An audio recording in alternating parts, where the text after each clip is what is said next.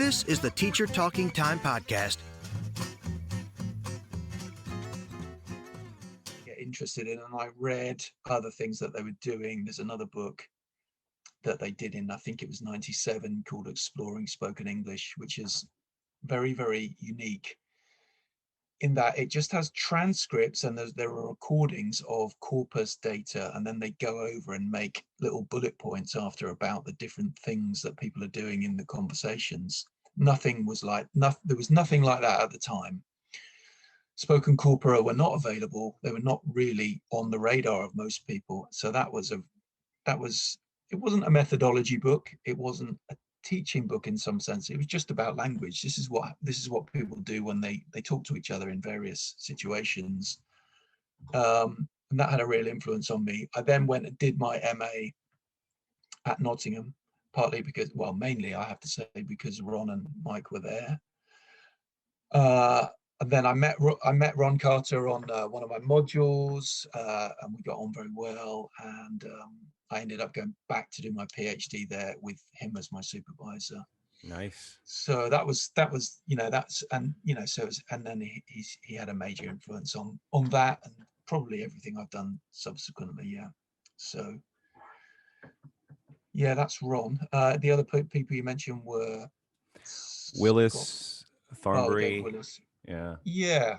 I think I always about Dave Willis. I always liked, and also I should say Jane Willis as well. I've always liked the way that they wrote, because they were academics, but they came at things from being teachers, Mm-hmm. and they put things across in a very simple way and put things across in a very clear way. And I always liked that. And I think there's two books by Dave Willis that I think are perhaps have been somewhat underrated over time. Maybe it's just me, but there's one he wrote, I think in 91, called The Lexical Syllabus. That's a classic. Which is now out of print, I think. It is. It is. Which was way ahead of its time when you look back at it now, but it's how you could potentially make a lexical syllabus based on the frequency of words. That was that was based on the co-build corpus. Seems amazingly radical now for the time. And then there was a book he wrote later called Rules, Patterns and Words, which is about language, and it's also kind of about methodology. I think the language side of it personally is more interesting for me. Mm-hmm. But I just really like the way he talks about various aspects of language and how language works in that book. And I saw him give a talk on that book once, and I thought it was just very, very good, very clear. So I've always liked his stuff. I actually like, although they were the co-build textbooks, which I think Dave and Jane Willis authored, they were not a success publishing wise, but I kind of admire the fact that at least they tried to do something different. Yes. I don't think it worked at the time. I think there's various reasons for that, but I think it was good that they at least tried to do something different, although it was obviously in publishing terms not a success. Do you have any inklings why it wasn't a quote unquote success in publishing terms? Because that's interesting, because there are two of the books that we use in our community all the time, and we love them. So it's curious, and I'm a bit younger than 1991 is, I was alive but not thriving, let's say. So in your opinion, why were they not publishing successes, those two books? I think the co-build books, the co-build textbooks were there was too many things being tried at the same time. There was a lexical syllabus there. There was a kind of task-based approach to teaching, and there was a very, very different kind of design to the books. And when you sort of pick them up and look at them, you can't immediately quite get what's going on and what to do with them. It takes quite a lot of working out. I don't think design-wise they were particularly helped by the design, but then maybe that was just something of the time. It's true. Yeah. So I think probably that really too many different things were being tried at once. Do you also find, Chris, because I have copies, I actually bought expensive copies 10 years ago of the co-build course book because I'm a huge fan of Willis's as well. And I also find that in something you said earlier, if you're not aware of language, specifically spoken language or lexical grammar, I think you can't read, if you don't have a very high level of language awareness, you can't really teach lexically. You can't look at language and analyze it and break it down and help students notice what Willis uses, the recognition, system building, and then exploring. I also find, I don't know to what extent you agree with me, but I also find that one of the reasons why the book didn't succeed is because a lot of teachers just didn't know how to handle that kind of language. They're more, I guess most teachers were trained to teach grammar explicitly.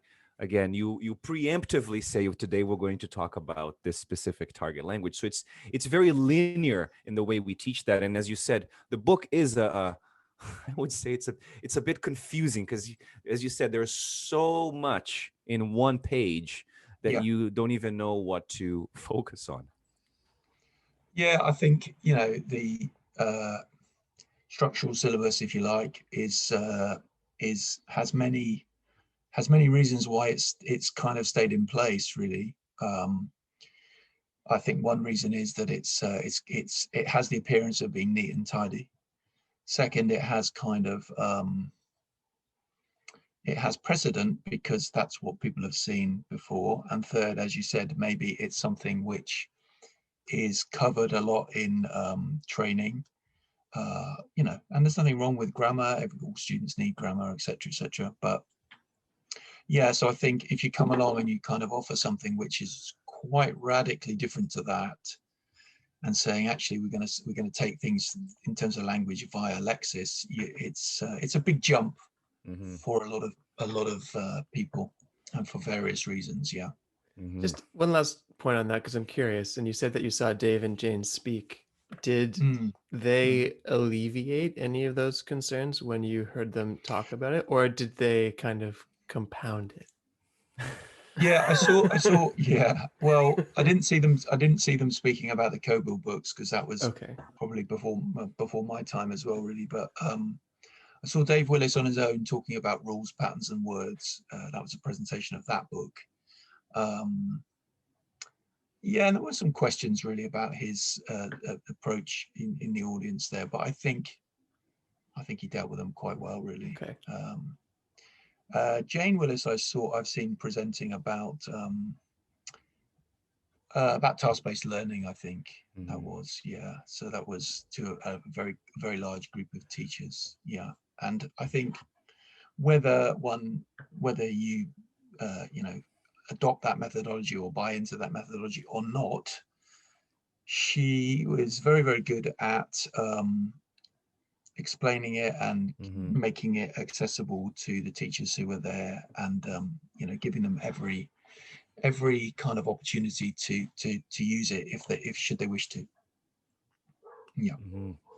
No, I completely agree with you. I think that's what makes, because we have a community of practice, and the book that we're actually using is Rules, Patterns, and Words. And I've read that book at least 6 times, and it's amazing how many insights you get from the book every time specifically for me, every time I reread that book. And then reading your book, I could see a lot of similarities, and the way you write is also very accessible.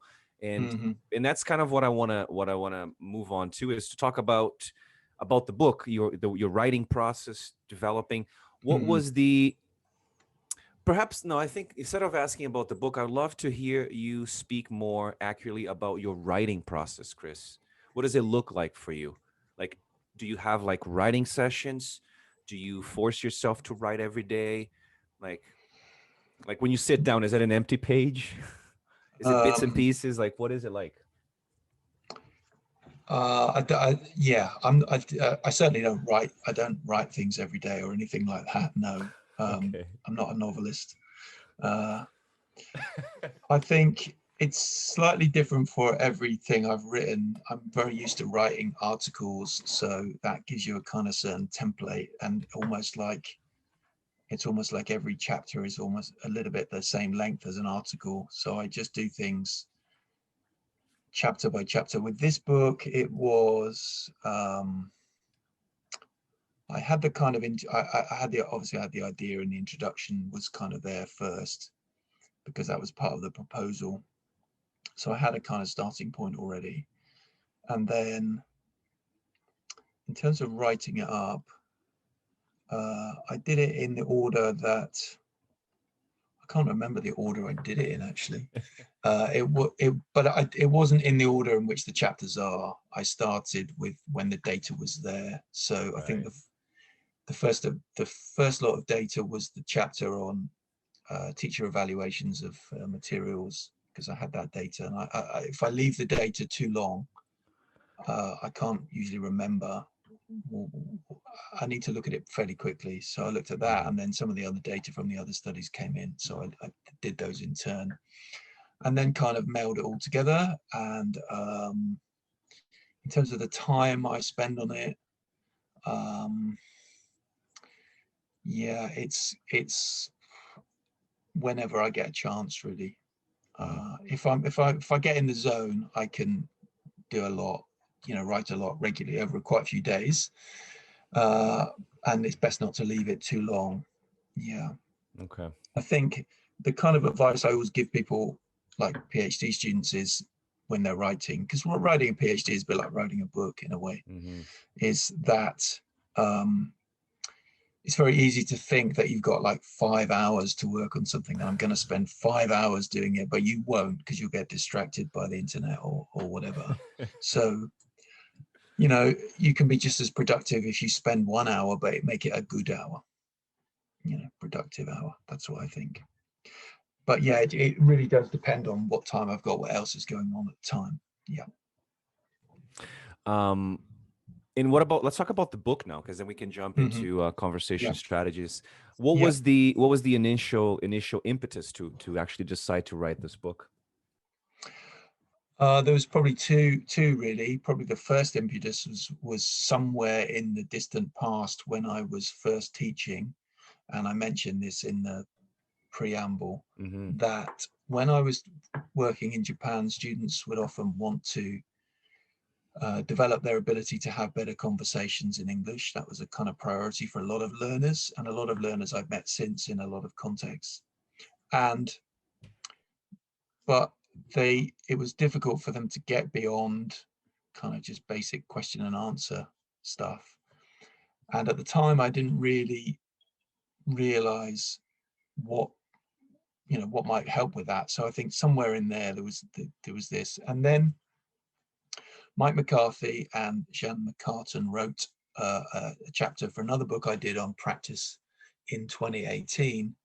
And they talked there about conversation strategies, which they have used in their own textbook series. And they talked about how those could be used to develop if you like, a syllabus of conversation, or at least a means of organizing materials and classes and stuff around this. So I started to think about that then. I then also realized at the same time that this is a way to, we know a lot about corpus data and data from spoken corpora, and what people say and how they say things and how it's different from written English and things like that. But conversations are messy by their nature, and it's hard to know how you can organize that into some way into teaching, which would be, understandable by learners and, achievable in some ways. So their idea of conversation strategies, which we can talk about a bit more in a moment, I suppose, but that gave me the initial thought. And then I thought, okay, has anybody actually researched any of this stuff in terms of, has anyone seen whether it works or not?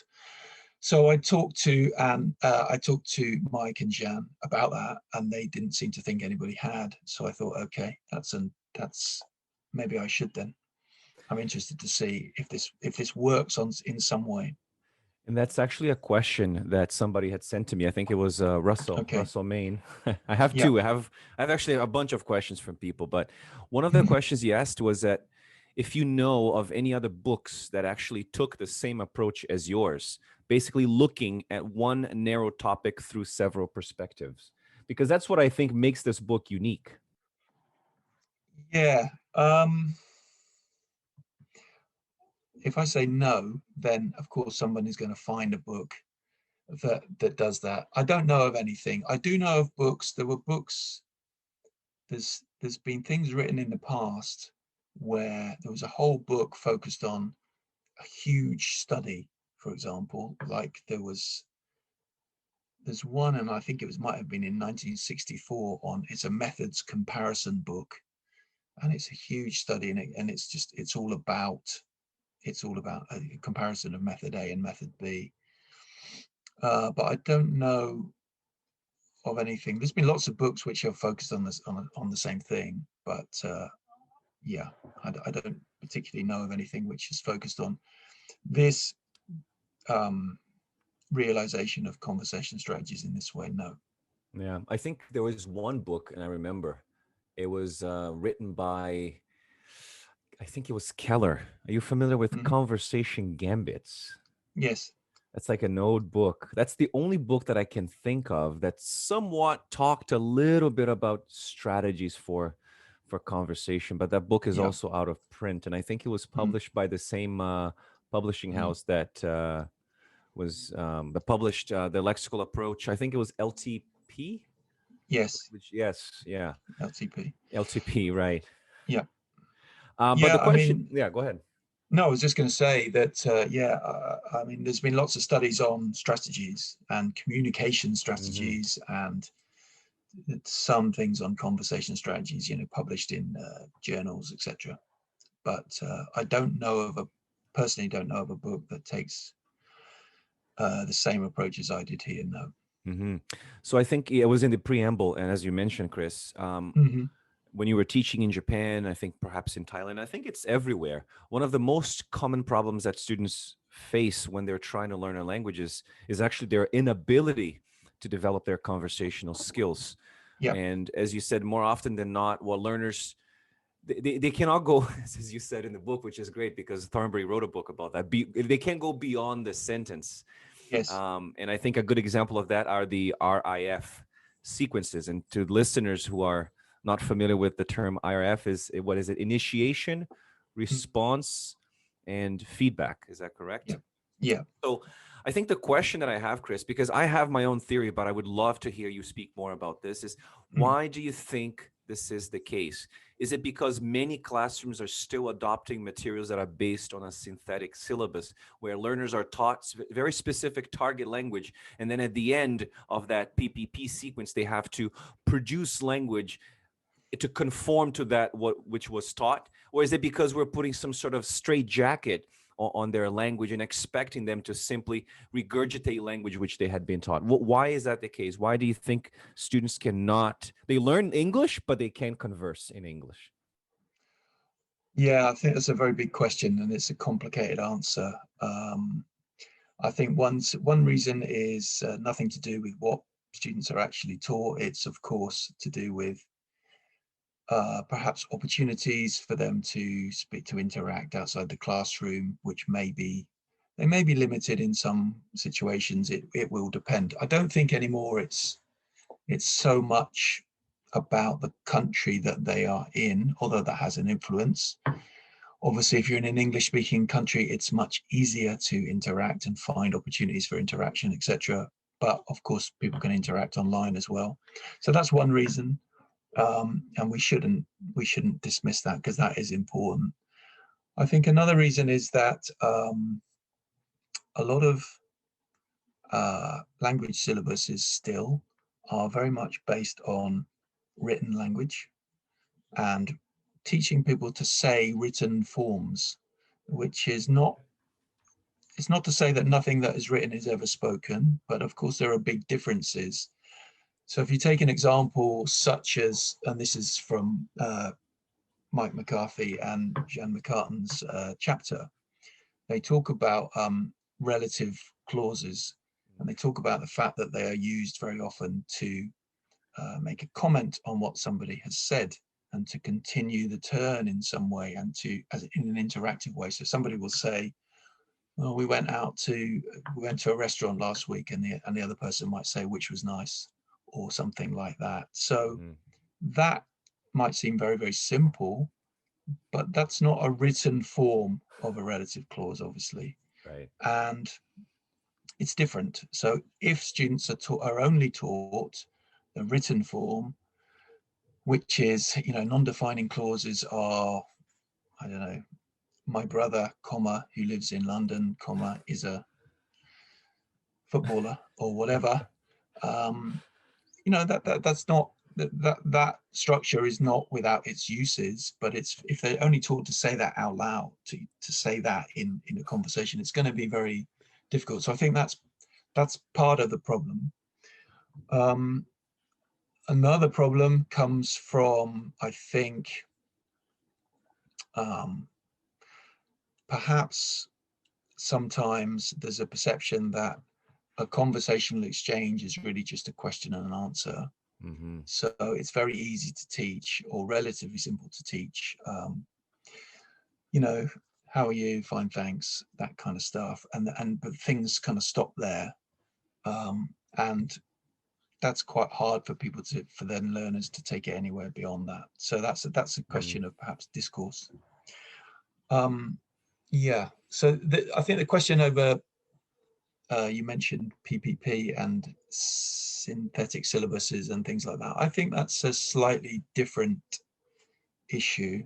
I wouldn't blame it necessarily on methodology, although of course, if students are not given any practice, that will, any appropriate practice in the classroom, that will make things much, much more difficult for them. But yeah. It's good. No, this is an interesting answer. Specifically, what you said, opportunities to use the language. And what I find more often than not, specifically with lessons that I had observed in the past with the way, and again, going back to the methodology, my biggest problem with a synthetic syllabus and with a PPP approach is the fact that you are basically priming learners to use a very specific language point right from the get-go, as opposed to using a task-based methodology where you're kind of like, okay, here's a task, and you have to eventually communicate. So I think normally what they're doing is they're negotiating meaning, conversation is going to break down. There's going to be some problems with clarification. They have to ask probing questions. They have to ask clarification questions. So I think a task-based methodology, in my view, is more conducive to developing these conversation strategies, as opposed to a PPP methodology where students basically are presented the rule, they practice the rule, and then they only have to produce the rule. And as you said, Chris, I find that a lot of the times what students are doing is they're producing language at a sentence level. Yes. And as you said, they can't really go beyond that, right? And I think you mentioned, I think it would be very interesting for us to talk about the distinction between conversation and speaking. And I think it was in the article that you shared with McCarthy and McCartan that they basically argue that communicative language teaching has often valued speaking practice above the kind of practice which develops conversational ability. Could you elaborate on that?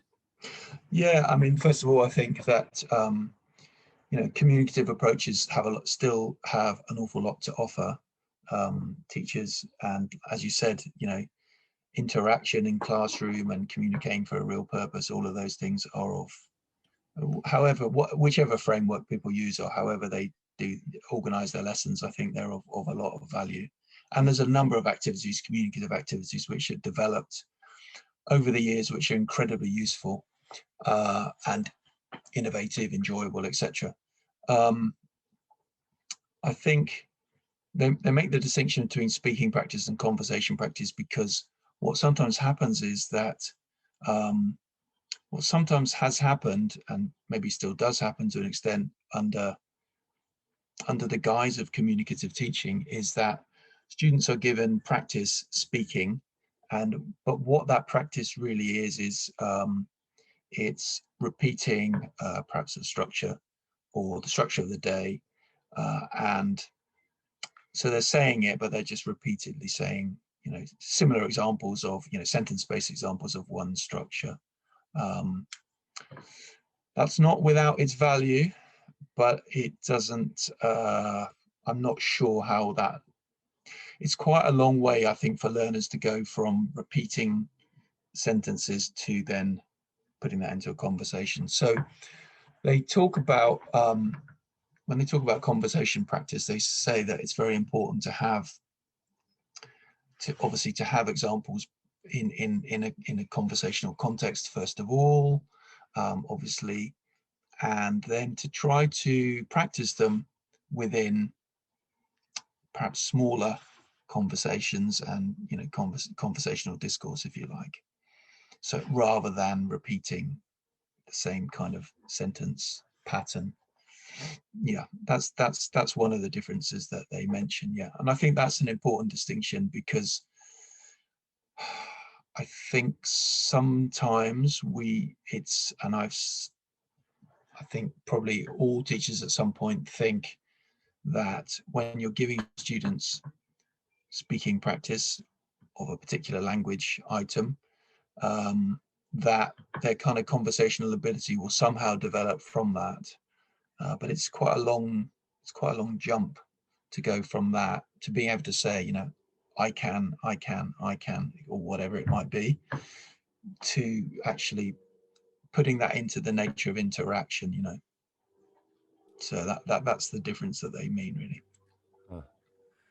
Interaction, I think that's the key component here, because as you said, what they're most of the time what they're doing is they're just displaying language, right? It's just basically showing to the teacher that they're actually able to use the target language. It is interesting because I remember in a CELTA course talking to a trainer and saying, like, how do you evaluate the success of a lesson? Well, if the students communicate using the target language, but I'm like, okay, but what if they didn't use the target language correctly, but they used other language that helped them or that prompt them into developing their conversation skills? Is that a failure? So I want to ask you that question. When teaching conversation strategies, first of all, I think what we need to do is we need to define, and I think I would like you to define what conversation strategies are, because they're very different from communication strategies. Yeah. Right? Yeah, so I took the distinction from McCarthy and McCartan, and they basically broadly divide them into 4 areas. So one is listenership. So that's the ways that speakers show that they're listening to others, and there's a number of expressions they might use, such as, that's interesting, that's right, or perhaps just noises like or etc., that kind of thing. We could subdivide into different kinds of listenership: showing surprise, etc., showing interest. So there's listenership. There is taking account of other people, so taking account of the other person who you're speaking to. And speakers can do this in a number of ways. One way that they can do it is by using vague language, and then you are taking account of the fact that the other person will fill in the blanks for you, if you like. So if somebody asks me about what kind of music I like, I might say jazz, reggae, and that sort of thing. I'm not going to list every single type of music or every single artist, because you would quite rightly walk away and do something else by the time I finish my answer. So that's taking account of others. Many other ways we can take account of others, of course, but that's just an example. The other 2 are managing your own turn. Excuse me. Managing your own turn can be realized in lots of different ways. So one way is by showing that you want to elaborate. So you might use something like "I mean," to add something more to what you've said before, or to clarify what you've said before, to reformulate it slightly. That's one way of managing your own turn. There are many others, of course. And then the other one is managing the conversation as a whole. So there you might use language such as, anyway, better go, in order to signal that you want the conversation to end. That's one way to do it. So those are 4 very, very broad categories. They can be subdivided. You could imagine the ways that they could be subdivided into different things. And we know when we look in a corpus, a spoken corpus, common things, common bits of language that people use to realize strategies like that. So if we take an example like I mean, very, very, very frequent in most spoken corpora, highly frequent, not always used to show that you want to reformulate, sometimes of course just to mark a pause, but and we can if you like assign different expressions to different strategies, and those can be taught. Those highly frequent phrases, lexico-grammatical expressions can be taught to learners. Yeah, so that's what I meant by conversation strategy in here. But as I said, it's taken from McCarthy and McCartan's ideas. I'm not trying to claim credit for that. You just used a conversation strategy right there. But as I said, well, I was interested in the lexical grammar bit, because I feel like a lot of the listeners, especially if they haven't been teaching for very long, or if they haven't done an MA or anything, they probably won't be familiar with this lexical grammatical items that you speak of. Would it be a mix of collocations and colligations? And I remember in the book, you found that the phrase "as I was saying" is 10 times more frequent than "as he was saying." So perhaps we can talk a little bit about this lexical grammatical items and any other interesting findings, because you said "I mean" is actually very common, but I was particularly interested in the "as I was saying" versus "as he was saying." Okay, I mean, lexico-grammatical items just mean that a lot of language is kind of on the border between, if you like, words and grammar. It's a mixture of the two things. So we have in an expression like "as I was saying," we have, of course, a particular list of words which tend to be in a particular order, etc. But it also tends to take a particular grammatical form. So if you look at a spoken corpus, probably maybe not surprising, we could say, and people do of course say "as he was saying," "as she was saying," but they are much more likely to say "as I was saying." It's much more frequent because people use that to manage their own, to manage the conversation for themselves, and to go back to something that they were saying much more. That seems to be much more frequent. Well, it's more important, of course, right? It's more important, yeah. So there is an option to do other things with the grammar, if you like, but that doesn't always happen. So things are, get fixed into particular patterns, and I suppose they're a mixture of, as I said, a mixture of words and grammar, if you like, and that's often termed lexicogrammar. I think the term was first coined by Michael Halliday, lexicogrammar. And there's a number of other patterns which are kind of on the border. They have particular grammatical patterning. Maybe they take a particular tense and aspect, for example, but they also have a particular words that are used in them. I'm just the other part of the question was what? Sorry, was it about "I mean"? Oh, it was "as I was saying" being 10 times more frequent than "as he was saying." Yeah. So just when you look in I think I looked in a spoken corpus, I think it was the British National Corpus 2014, which, when you search for that, you find 10 times more examples of "as I was saying." Perhaps not surprised, because I think in conversations, people do, the pronouns I and you, not surprisingly, are far more frequent than he or she or they. And it's very interesting because, to go back to published materials, textbooks, I find that when we learned to have conversations, we normally use the pronouns I and you. But in textbooks, we're always using he, she, or they, which is interesting because now that you've mentioned that, I feel like there is a connection between pronoun usage and developing conversational skills, because as I said, a lot of the time students are talking about other people in the textbook. Oh, they did this, they did that, he had said that, she said that, as opposed to talking about themselves. That Yeah, supports I my think theory. if you look in almost any spoken corpus, I and you are very, very, very high frequency items, much higher than other pronouns normally. Does it mean people just talk about themselves all the time? No, I don't think it does. But, you know, the immediate concern of the conversation is the here and now, what's going on, Right. you know, very often. And you said that, and I think it was in the book, you said that competent speakers of a language don't necessarily consciously, and again, you're probably using these, we are using these conversation strategies subconsciously. So do you find that by explicitly teaching these strategies or even making learners more aware of them, they will eventually use these strategies more effectively and naturally in the classroom or outside the classroom? Yeah, so obviously when you look at language, you're looking at the way that, you know, users of the language use it. You're looking kind of retrospectively of what they've done and then applying strategies to it and saying and trying to account for what they're doing. But, you know, many competent speakers of the language, of course, won't be using these strategies consciously. They're just, you know, it's an unconscious thing. If somebody's using English as their first language or they're a highly competent speaker, they're probably just using them unconsciously. But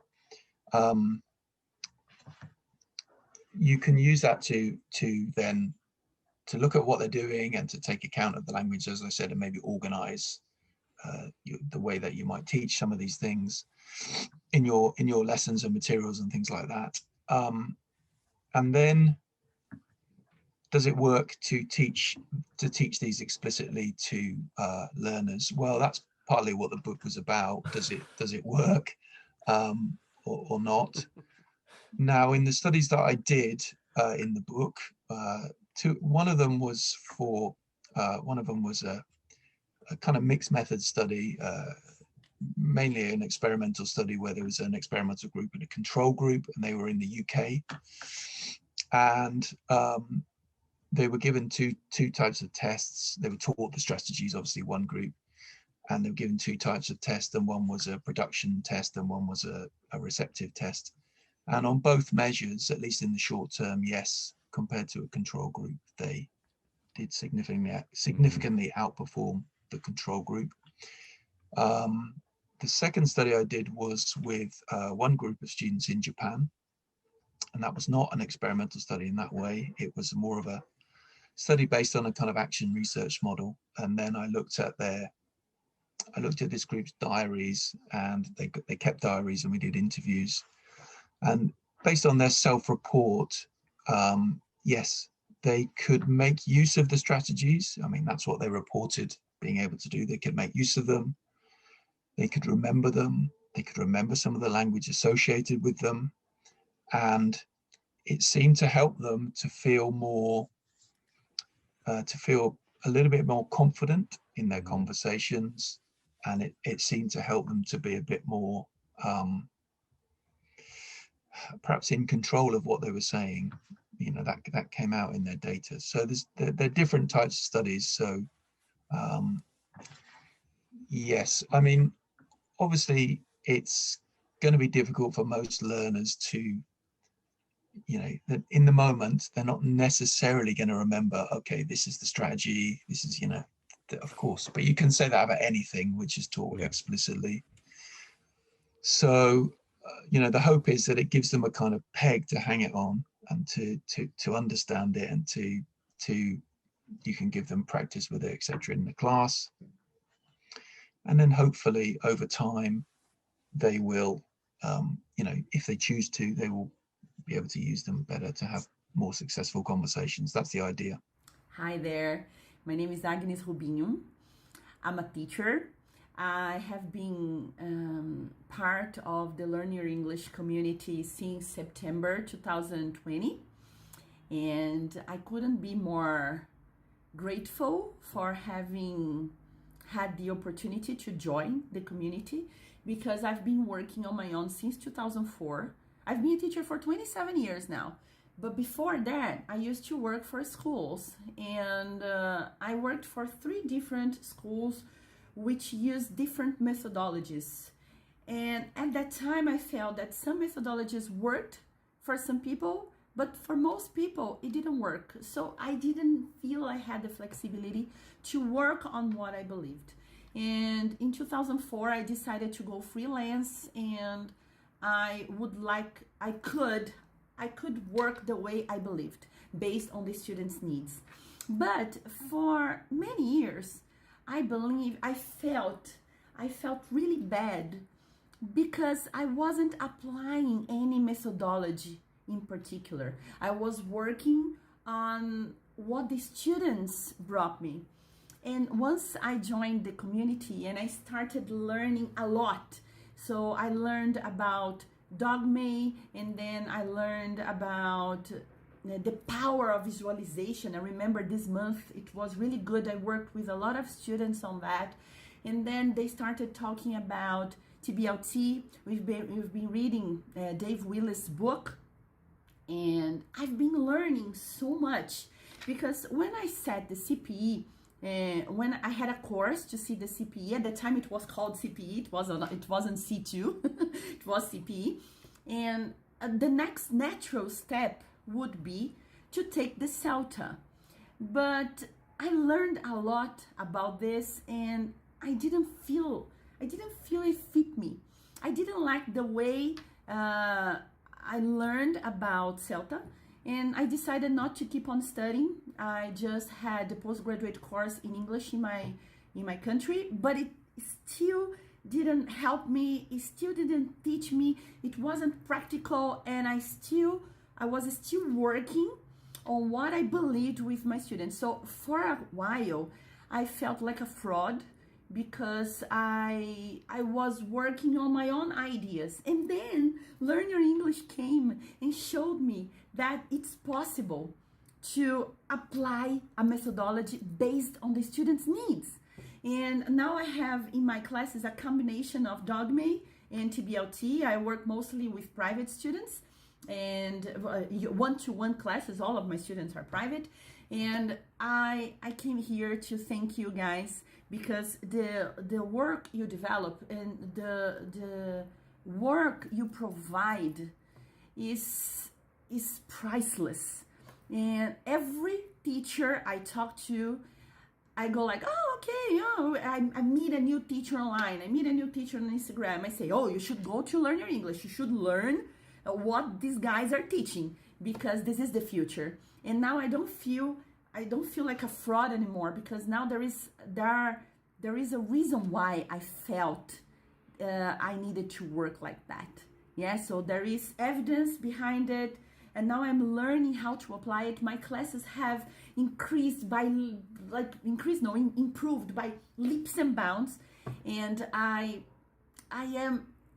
know it's been long, like for almost 4 minutes speaking, but I can't express how grateful I am for you guys in a short time. It has to be long because it's the best choice I made.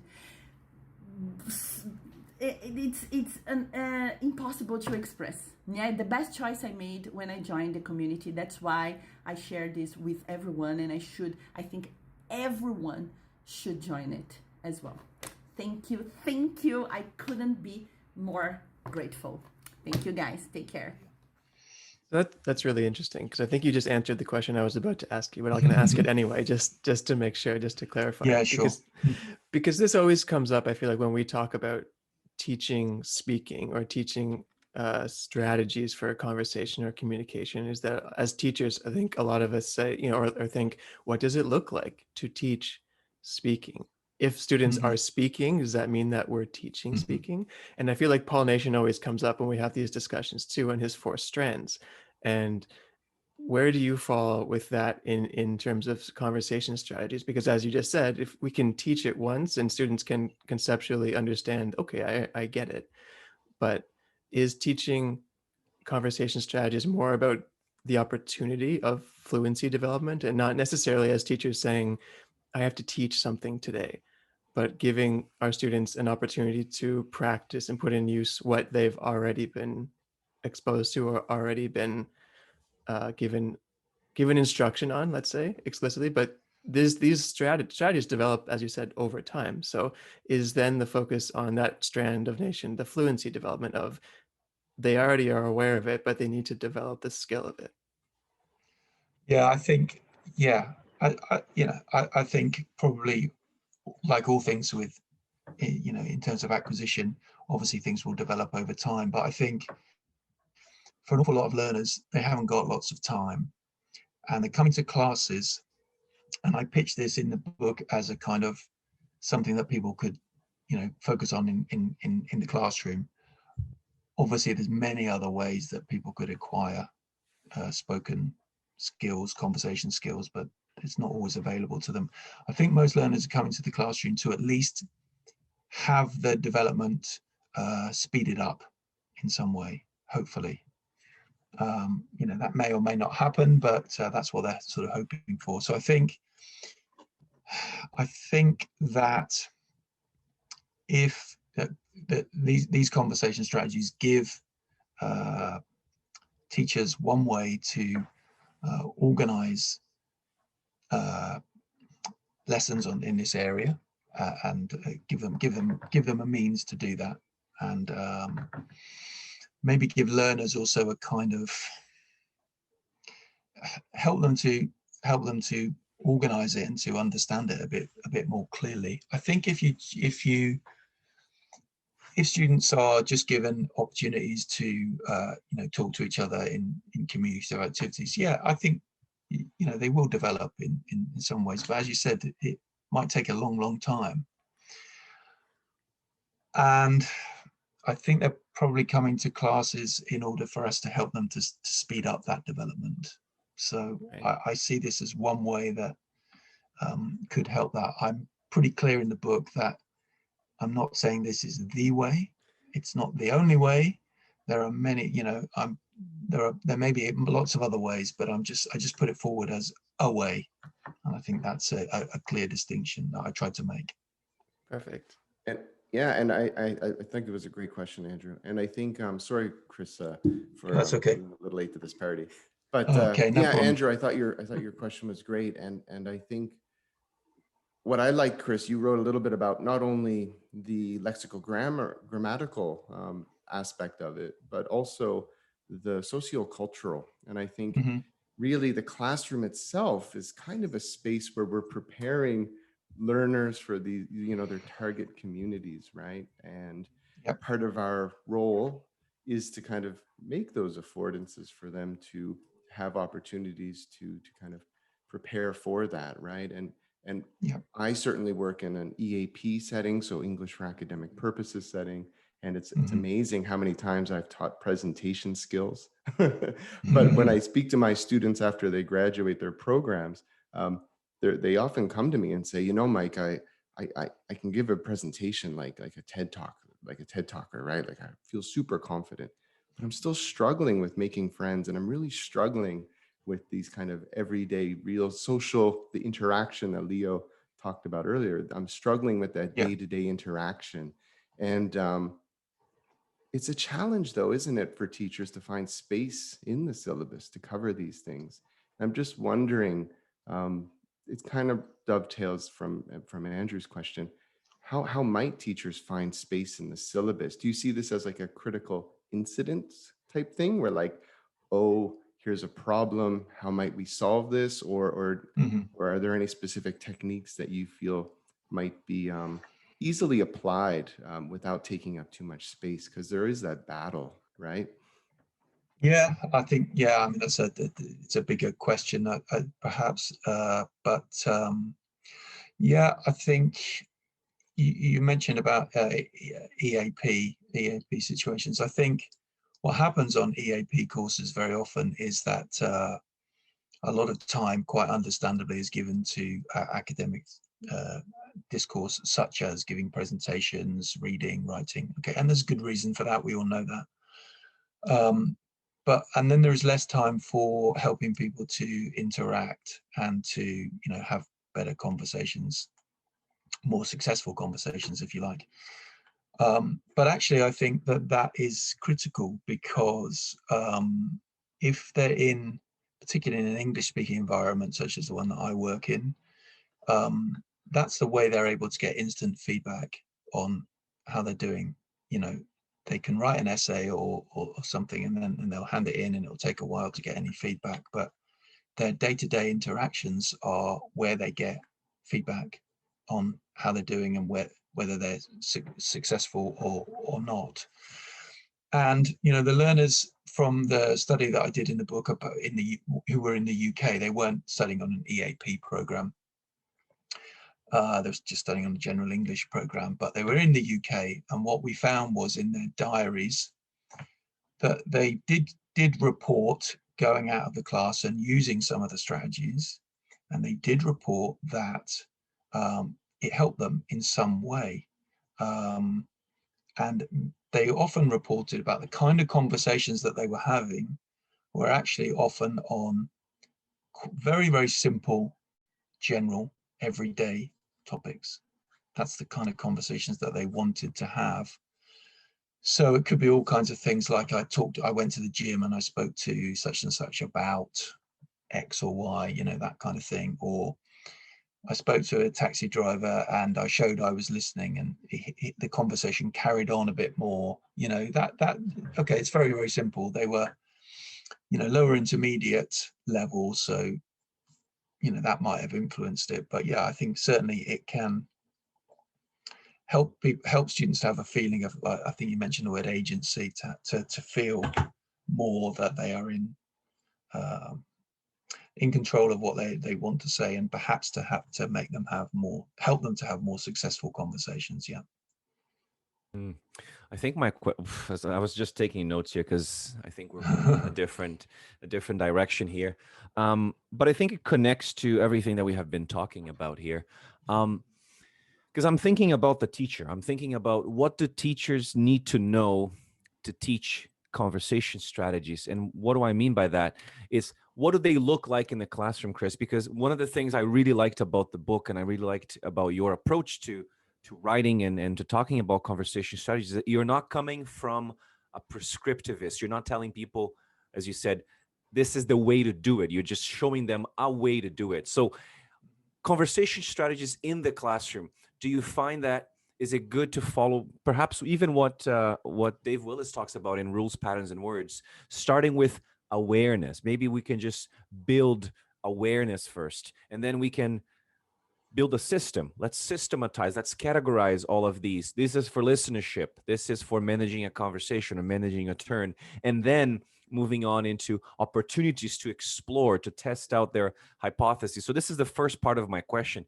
But the second part is an interesting one, because you mentioned in the book the problem of using models. And a lot of the published materials that we have, and you've mentioned this in the book, the majority of the conversation models found in these published materials, they lack authenticity and some of those natural strategies that are often found in real conversations. So how can this problem be mitigated, and while at the same time creating this this strategy to teach conversation strategies in the classroom? Okay. Maybe if I answer the second bit first, and the first bit second. Yeah, regarding the kind of models of conversations, I think there's several options. One option is to take data from a corpus, but I think it then needs to be modified in some way and packaged in a way which is more understandable and accessible for learners, because, you know, conversation is quite messy. If you look at most corpus data, it's hard to look at it from the outside and get that much from it, particularly from a learner's point of view.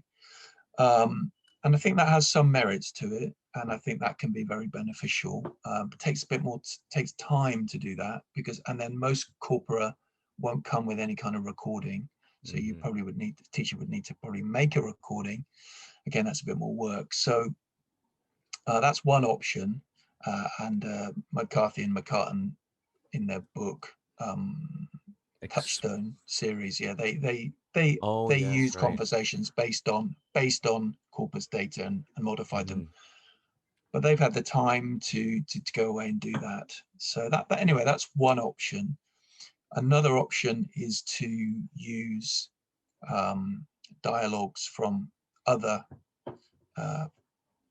media. So, for example, there are a lot of conversations from novels or from plays or from bits of films, which they're not the same as a unscripted conversation, but they have some of the features, but they may be more interesting in motivational terms, so that they can be used as a model. The third thing is something that goes right back to something that Jane and Dave Willis did, which is to get people at a better level than your students are to record a conversation, a model of the conversation that students want to have. So they did it with tasks, and it could be done like that. So, for example, students are doing a task.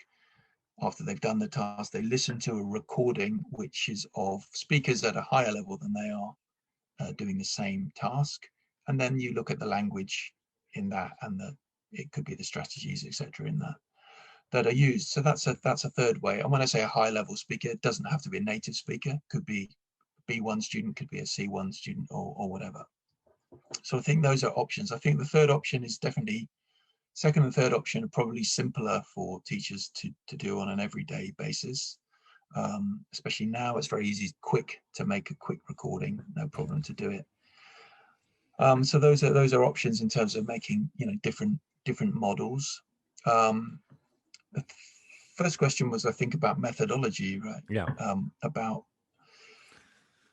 I think that there are lots of different ways that people could approach this. I think the kind of Dave Willis idea that you said, which is about awareness first.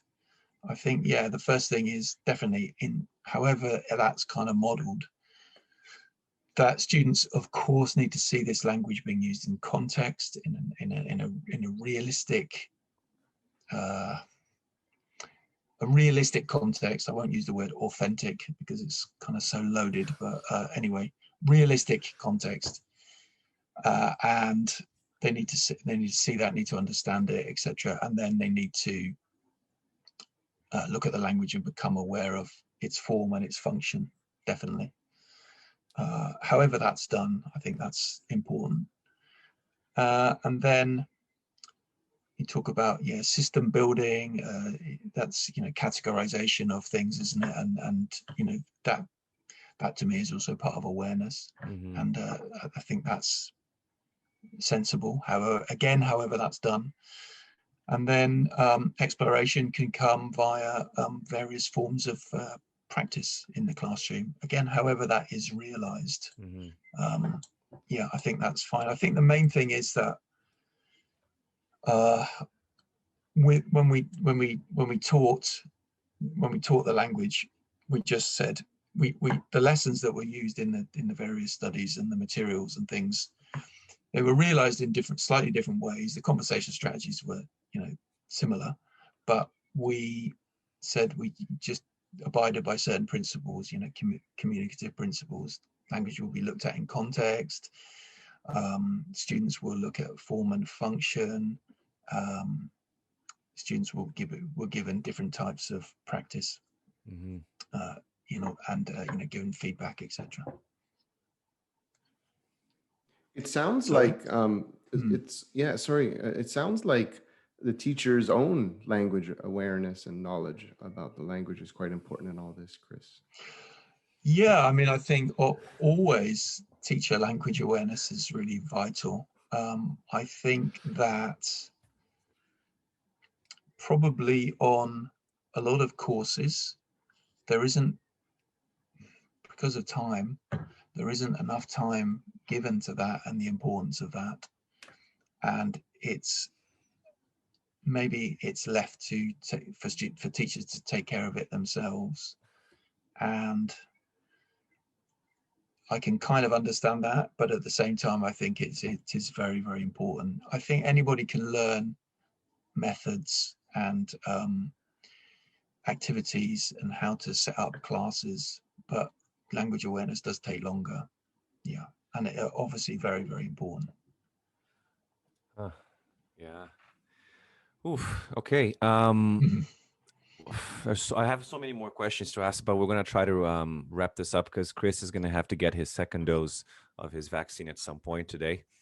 But Chris, just kind of still into the book now, because the book is called Conversation Strategies and Communicative Competence. So perhaps you could tell us a little bit.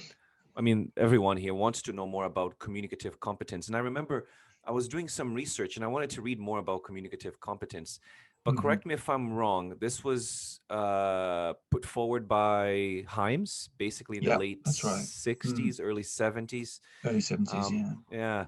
So, and he talks about 4 linked competences: linguistic, strategic, discourse, and pragmatic. And you said in your book, so perhaps talk about all those 4, but you said in the book that conversation strategies are a way of linking all these 4 competencies. Can you tell us how this is actually achieved as well? Yeah. So the term communicative competence was from Del Himes originally. I think it was subsequently taken and developed by other researchers. And then myself and colleagues talked about it in another book fairly recently, and it's been broken down in various ways subsequently to Del Himes, and people talk about grammatical competence originally. Okay, but that's tends to have developed into linguistic competence, obviously knowledge about language or various types, pragmatic competence,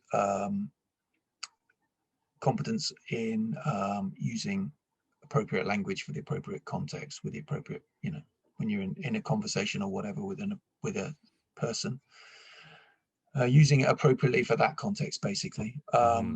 Strategic competence is generally seen as having the strategies to get yourself out of communication difficulties. And then discourse competence, the ability to use language in discourse. So in a conversation, obviously the ability to link turns together, to thread the topic of the conversation together, etc., across turns. Right. So in brief, that's what it means. What was the second part of the conversation? Sorry, it's not the conversation. What was the second part of the question? The question. Sorry. The second part, I actually forget what the second part was. How can conversation strategies because you mentioned that. Yes, you mentioned that in the book, because it's a way of linking all of these competencies. Like how is this actually achieved? Yeah. Okay, well, I think one of the central goals supposedly of communicative language teaching is to develop communicative competence, supposedly.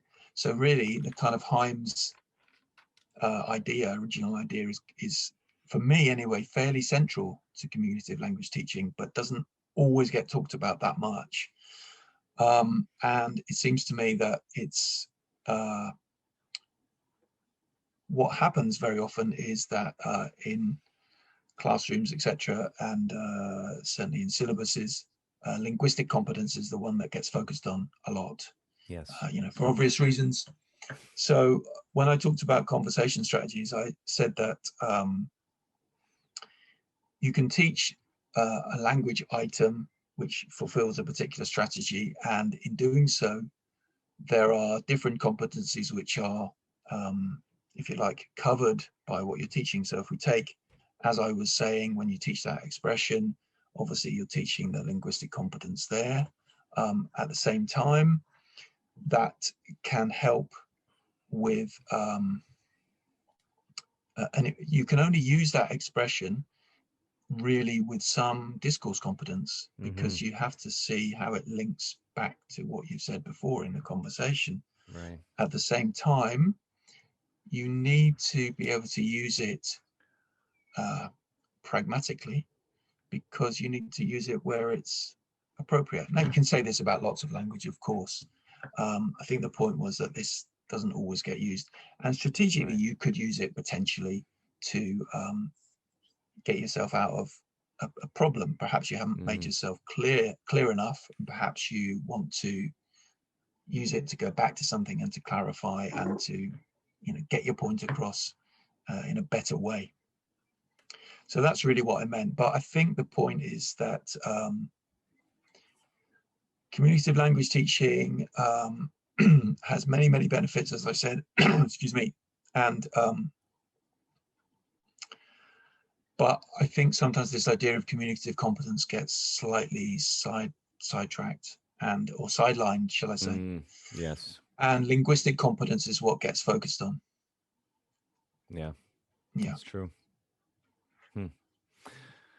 Oof. Okay. Boys, do you have any questions to ask? I have one or two more here, and then we can wrap this up. Chris has to go.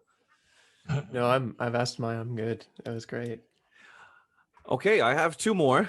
The first one is, what should people who buy the book, Chris, Conversation Strategies and Communicative Competence, expect? And the other question I will ask after this one. I'm not going to ask you two at the same time. That's good conversation strategy right there. Yeah.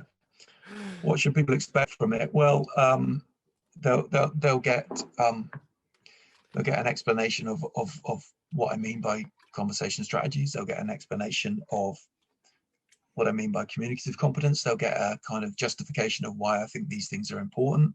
And then they'll get 4 different studies which look at this in different ways and give them different kinds of evidence, which they can then judge for themselves and think about that evidence and weigh up that evidence and decide for themselves whether they think this is something which could help them. Along the way, if they choose to make use of these ideas, then there are deliberately lesson materials, etc., left in the book so that people could take on board and adapt if they wished to. It's not meant as a kind of recipe book or specifically as a methodology book. It's not really meant like that. It's a research book, basically. But I tried to write it in a way which is accessible. And we mentioned right at the beginning Scott Thornbury. So I think Scott Thornbury is very, very good at writing about things in a very clear, very accessible way to a large number of people. And I'm not the same person as him. I don't claim to write like him, but I kind of had his style in mind when I was writing this, and I wanted to have some kind of some feeling of that accessible, because it's, when I say he writes in an accessible way, it's not a kind of trivial way, or it's not an uncomplicated. He talks about quite complicated ideas in a very understandable way, and I think that's a rare talent. I'm not saying I have that talent, but that was the goal, was to be kind of accessible like that here. So that's probably what I hope people would get from it. Yeah. And actually, I totally got that. And I think for the teacher, the teacher that's, teaching a link class here in Canada, or a citizenship class, trying to help newcomers to their respective countries, I think at the end of the day, they really want to be able to rationalize their practice. And I think you're adding more to the syllabus and prioritizing new things. I think that this book, really, really kind of helps them do that. And so I really enjoyed reading it. Same. Oh, thank you. I was going to say that. I think it's very well written. I think, as you said, Chris, it's accessible. And I think that we kind of answer my second question, which is, who do you think the audience for the book will be? And I think, as you said, it's everyone. It's researchers, it's teachers, it's the person who wants to have access to this kind of information. And I think what we try to do with the podcast is we really try to make all of that academic research, all that, again, sometimes difficult language for most practitioners to really understand. And I think one of the things we might be doing eventually is use your book as part of our community of practice studies, because, as I said, I think I finished the 3rd study this morning, but I want to finish the entire book. But as you said, it's really well written. I could see how you were, really trying to make this accessible. It's a fantastic book. We strongly recommend Conversation Strategies and Communicative Competence by Christopher Jones. Chris, thank you very much for agreeing to come on the show. Thanks for sharing your expertise with us. We very much appreciate. Any final thoughts, messages to those people listening to us here? No, just not particularly, but thank you very much for, obviously, thanks very much for talking to me, all of you, and for taking the time to show an interest. And yeah, I think you were asking before about who the audience could be. Well, obviously, I would hope that it would interest teachers, but also master's students and possibly researchers. And any book where you do any kind of research is kind of an invitation to other people to take the research further. So hopefully that will happen. I'll be able to do that, but hopefully maybe others will take up the baton as well. There's one thing I forgot to mention. This is kudos to your publisher. I don't think it was part of my notes, but I was like, we're kind of like going in a different direction. But you have been working with Kenlin and Maynard, and I don't know how many. That's right. When I read the Kenlin, I was like, is that the same Christopher Kenlin from like articles that I read about back in the 80s? I was like, it's him, right? Yeah, it was originally, yeah. And he set up the publisher with Jo Maynard she's based in Japan, and unfortunately he passed away, and she then I think took over the company, and they've kept the name. So yeah, I think they're a very interesting publisher, and produced a lot of interesting books. And yeah, accessible price-wise as well, Chris. That's the other thing I was going to say, because I was just looking at most books, especially certain. I'm not going to name the publishers here, but some books are about $100, and a lot of people can't afford to buy these books. But most books, I think all books with Kenlin and Maynard, they are you can buy. Can you buy a hard copy of a book as well, or just mostly ebooks now? No, there are. There's a soft cover book as well, which is available. Yeah, I think with a lot of major academic publishers, the model tends to be to publish a hardcover first, and those are very highly priced. Just so people know, when you're an author, you get no choice about that, and really? You get no choice. You get no. Yeah. Oh, I didn't know that. It's over the price. You don't set the price. It doesn't mean that when they're charging a high fee for the hardcover that money comes flowing into my bank account. Right. But the book is it's actually not expensive. And I've talked to Jo Maynard, and we're going to have a little promo for one person who wants to buy the book at a discounted price. But Chris, once again, thank you very much for your time. Well, just to add one, so we're going to put it in the show notes, Chris, of course, but just verbally, can you say where people can find the book? Yes. They can find it on the various places, the normal kind of online outlets, and also the Kenlin and Maynard website has a link, and I guess you'll put the link to that in the notes. Absolutely. Wonderful. Thank you. Thank you, Chris. Okay, thank you very much. Thank you.